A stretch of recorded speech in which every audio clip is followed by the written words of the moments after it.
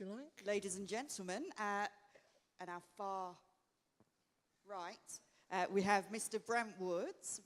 Brent is actually going to set up Soup in Huddersfield, and he's going to use our franchise, which is free, open source, but it's a way of getting a head start and taking the hard work out of it. So we'll be having a chat about that. We'll also then be having a chat to Mark. I was just checking the order. Mark is, so Justin described it as the crazy idea that 3D printed thing. That's it. He's doing the 3D printed thing. He's going to give us a great update about that. And then Nabeela, who has been involved possibly before I got involved, because she was looking at the soup movement and wanted to bring it to Sheffield and made contact.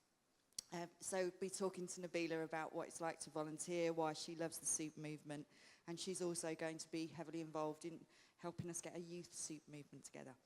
So I'll now give over to Jonny, and you can ask me bits along the way if you like. Oh, thanks. You're welcome. Permission granted. Proceed. We will start with Brent. So I suppose, as Penny said, you're starting a soup in Huddersfield. Can't just do part of the interviewer's job. You need to do all of it if you're going to do it.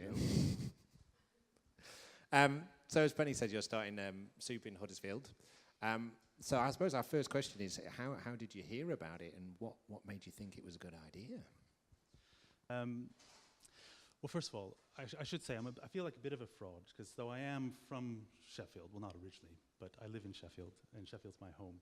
I am representing Huddersfield tonight. So in Huddersfield, part of my work is about getting people in the creative and digital industries to bump into each other in quite a natural way, so that they connect and maybe make amazing things together. I'm not a big believer in traditional business networking. I find it really awkward and painful. So I'm always coming up with ways to fool people into networking. And one of the ways we did that was we started, back in 2010, we started doing the PiKon, or Pachakucha, as you say here in Sheffield. That was a good way, and that's how I met you guys, actually, for the first time, because you guys are doing it here in Sheffield. And so that's how I first heard about soup, was through you guys. And it sounded like a fantastic idea. And when I came along, it turned out it really was a fantastic idea. There was just something about this event that just had this sort of natural bias for positivity and generosity. But ultimately, it was about telling stories. A bit like Pachakucha, it's about telling stories. And getting people to tell stories in a really interesting way, in an open forum, is a great way to fool people into networking, and amazing things start to happen. So it seemed like a great next step. I suppose a bit like what you guys were inspired by. But what I really noticed when I registered was there was a little tick box on your registration form that said, would you be interested in organizing your own soup? And I thought, yes, I would like to do that. And it turns out that what Penny and Jonny are doing is sort of providing a framework to make it really simple to start your own soup. So then I thought, well, this is fantastic. We can do a soup, and it won't be a lot of hard work, because they've done it already. So a really good chat with you guys showed that really there was almost like a downloadable package that we could just replicate the soup process. But it wasn't just about that. It was about linking Huddersfield soup to Sheffield soup. And apparently there was an article in The Guardian this week that said there was over 60 soups happening across the UK, and even more internationally. Yeah. And yet they're not connected. And I think I see this real opportunity to sort of spread soup further within neighborhoods, but also into other cities and towns, and connect them and start to sort of amplify that impact. Yeah, so I'm really pleased to be. You're going to help us do that, aren't you? So yeah, we're really excited. We're going to do our first soup in the autumn. We just had our first bit of press locally in Huddersfield today, so we're really just starting to get the concept out there, get people signing up to our social media, and in a few weeks' time we'll be doing a proper announcement and starting to get people sending in their ideas. And hopefully people want to do it.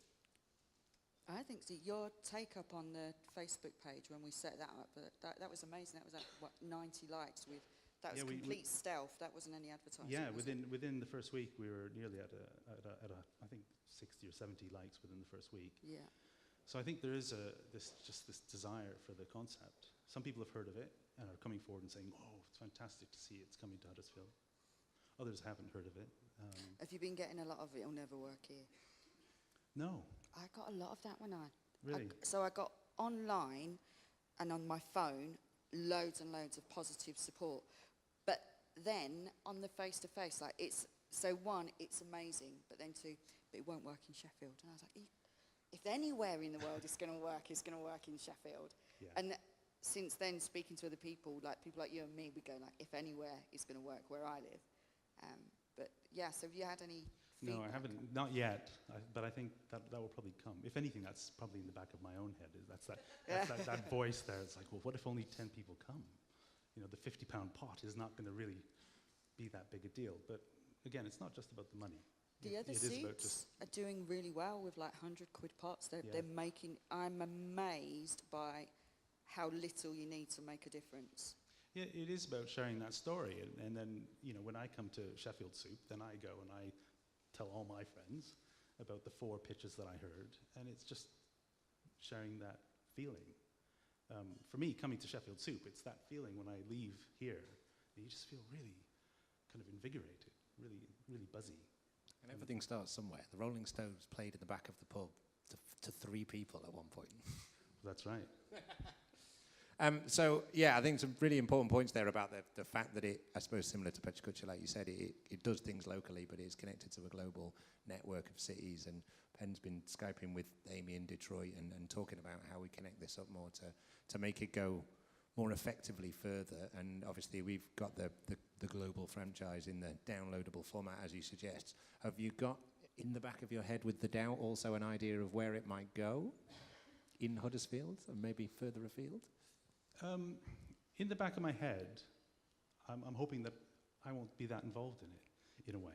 I'm hoping that what we'll do is kickstart something that a larger group of people really want to grab hold of and take. And whether they create their own community soups in different neighbourhoods around Huddersfield or, you know, in the Crookley sort of borough, that would be great. But actually, it needs to be bigger. And it's not just about me. It's not about, you know, it needs to sort of have a life of its own. So that's what I'm hoping for, but we'll see. We'll see how it goes. Brilliant. Thank you very much. How many of you have got relatives or friends in Huddersfield? Yay! Right, start spreading the word. It only takes a couple. Yeah, give us a few likes on Facebook if you would. Huddersfield Soup. That'd be amazing. Has anyone been to Huddersfield? Just a quick show of hands. At least twice as many people. Yeah. Has anyone been? Does anyone know where Huddersfield is? Is there anyone that doesn't know? Fantastic. Cheers, Brent. So we'll move on to Mark to get a bit of a different take on things, but it's probably worth explaining what the PiKon camera is to start with. The PiKon telescope. So the whole thing started 2 years ago with Festival of the Mind. And so what we were really about trying to show people was that there were some technologies around that I guess the best word to say is empowered people to do things. One thing we were looking at were 3D printers, which at that time were around about £600 for a cheap one, which actually is the sort of same price that you pay for a decent camera. The other thing which was around, well, still around, is the Raspberry Pi computer, which you can buy for sort of 30 odd pounds. And what we wanted to show people was that you could actually do something with this at home, you know, do this yourself at home. So we put together this idea of using the camera on the Raspberry Pi combined with a telescope that was 3D printed to get images. And that was 2 years ago. We did our little talk at Festival of the Mind, and they're really good. They have this public relations company in London. So we did the talk, and we had a little website which, you know, was getting 6 hits a day.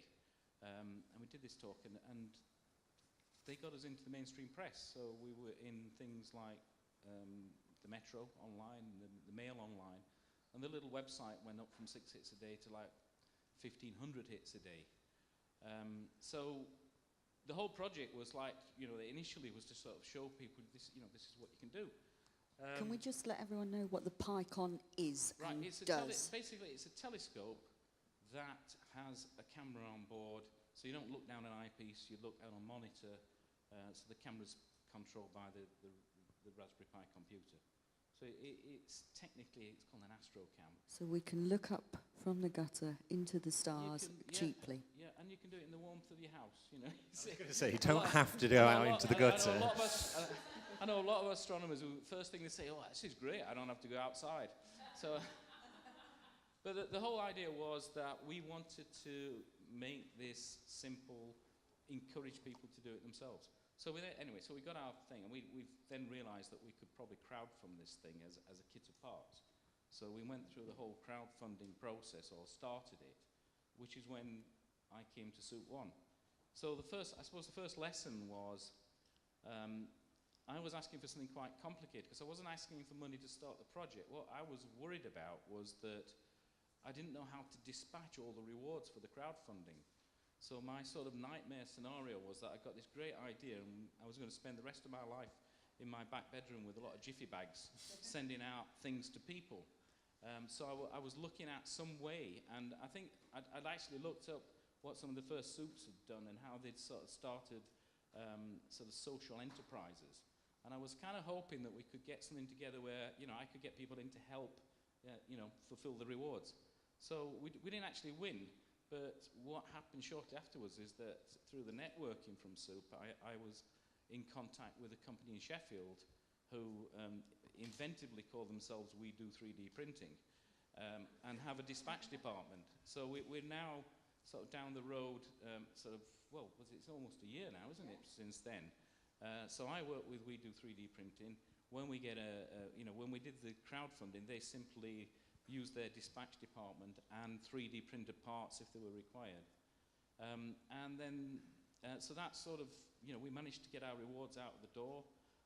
And then we've now been picked up by a magazine in America called Make, which is one of the big maker magazines. And they've run a 2-page spread on the telescope and how to do it. And so we've sort of set up a little shop online, so if anybody wants the bits to go and do it. And then the other bit about this empowerment ethos, which is I think really important, and I think this is why I like Soup so much, because you're really empowering people. But we have this thing now called open source hardware. So if you want to build one of these telescopes, you don't have to pay us any money at all. You can go online and find the design and print it yourself on your own 3D printer and get all the other bits if you want to. And I really like that sort of idea. And the other thing that's come out of it is that people have actually built things to go with it. So we were trying to encourage people.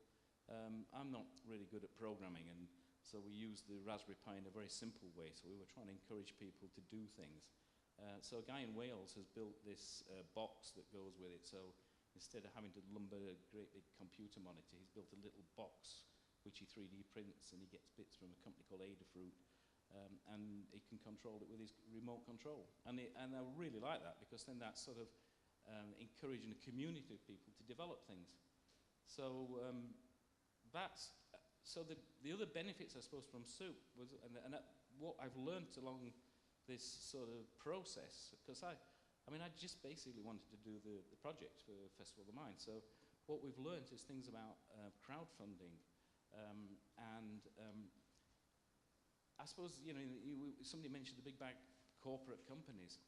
It doesn't have to be that way. And I think probably the most exciting thing that's come out of the project is that I can see ways that people could actually set up small businesses, you know, little one-man businesses.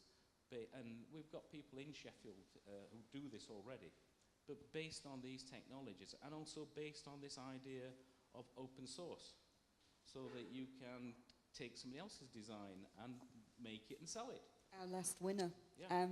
Rave Cycle, he won, but he took an open source piece of kit that needs to be 3D printed and manufactured, so that he can create his own business. And he won. It's in apps.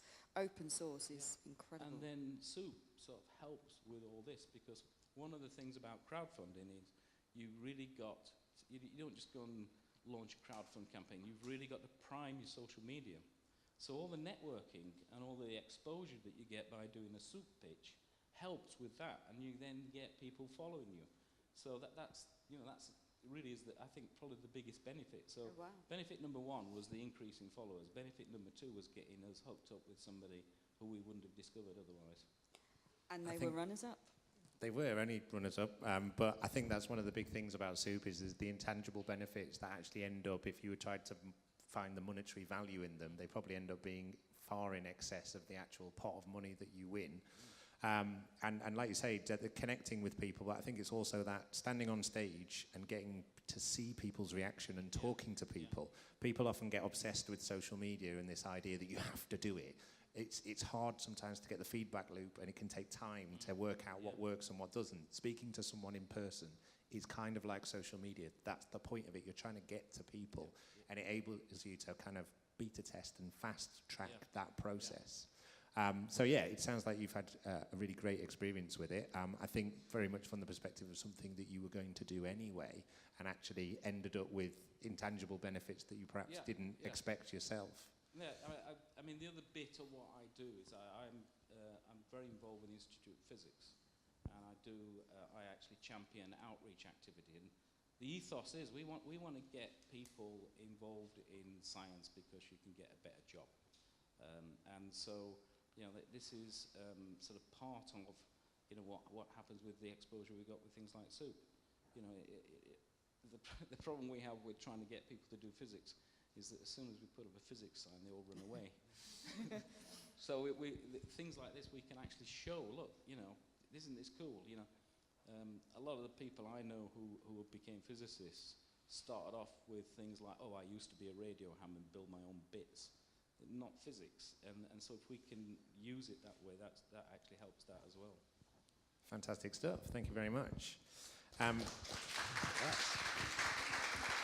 So, moving on to Nabeela, obviously Penny introduced you saying that you probably noticed the soup movement before Pen or we had come across it at all. How did you first find out about it? It was actually, sorry, I've got a really bad throat. I happened to come across a video on Facebook, and it was something similar to soup that they were doing in Chicago. And, it was during my lunch break at work. I wasn't while I was working, but because I happened to be at work, and the first person I turned to was my boss, because I work for a charity called Element, and he's actually at the back of the room there. And he's on our advisory. And he's on the advisory board for soup. So I turned to Chris and I said, oh, Chris, this looks brilliant. We should definitely do something like this in Sheffield. And Sheffield in particular, because I moved to Sheffield 6 years ago. And when I first moved to the city, I was very, very sceptical about it, just because I wasn't used to such a quiet city almost. Well, I thought it was quiet at the time before I discovered all this. It was just the people of Sheffield that thought, this definitely sounds like a project that should be running in Sheffield. But at the time, just time constraints, loads of other work, it just didn't get we couldn't really set it up straight away. And then a few days later, Chris comes up to me and he says, oh, got someone called Penny coming over, you should meet her. And Penny's got soup all figured out, so that was brilliant. Yeah. And we're going to involve you in terms of helping lead on the soup movement, aren't we? We're setting up a global charity called the Global Soup Foundation, and part of that there will be the youth soup, which Nabeela will be on with Chris. So so you get your wish anyway, don't you, to run a soup? It's brilliant. She's done all the hard work for us, really. so that's great. So where would you like the youth soup movement to go? Hopefully, I see youth soup as something that we embrace not just in Sheffield or not just in the UK, but all across the globe. Might be wishful thinking, and just from having come from a little bit of a youth work background, one of the projects we work on at Element, the third week, what they do is they come up with loads of different social action projects almost. So we've already got a lot of young people who want a bigger audience than the NCS family. They want to be able to go out into the public to talk to other people about their projects, hopefully get a little bit of funding to carry on their projects. And soup is the ideal space for them, not just because of the way soup is set up, but the audience as well. They're all 16, 17. They need to know that they are going to have a positive reaction, and whether or not they win. Sometimes for a lot of them, it's not about the money. They don't need to fundraise. They just need to raise awareness about something that is very personal to them. And having an audience as receptive as the audience for soup have been, which is incredible, is just what they need. And just the sort of encouragement you need, almost as a young person, to think, yes, there's a room full of 100 people who've turned up on a Wednesday evening to support you. And that's what it's all about, I suppose. Fantastic stuff. And as someone who kind of volunteers for a lot of things and his works and does a lot of social work and in a lot of projects and stuff and sees other people, if there's people out there that are wondering about whether they should get involved or not and they're still a bit unsure, have you got any kind of advice for them from your personal perspective on why people should get involved, or what you've seen that the benefits can be for other people just getting involved in things? Yeah, because you volunteer for us, and you're one of the shortlist judges as well, aren't you? So if you could share those experiences. Well, from a soup point of view, I just love being able to read about the different projects. You know, some incredible projects are in there that they don't make it to the shortlist, but it's just knowing that there are people out there who want to do things, not just in Sheffield, but around the country. And it's incredible. It's such an ego boost for you. You're like, great, there's great people out there. This is brilliant. But if you ever want to get involved in something like soup, like Penny's really happy for people to run soup in different places, honestly, just go for it.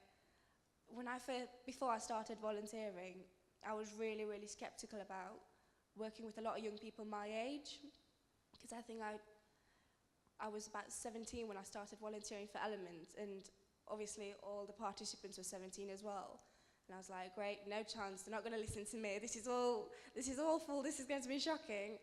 But it's brilliant, honestly. You get so much out of it for yourself as well.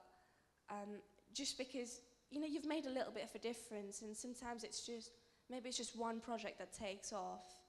You know, out of all the soups, maybe they've raised a little bit of awareness, but that young person, or, you know, youth soup, or just any other project in general, they go away feeling like they've made a difference, and you know you've helped them make that difference.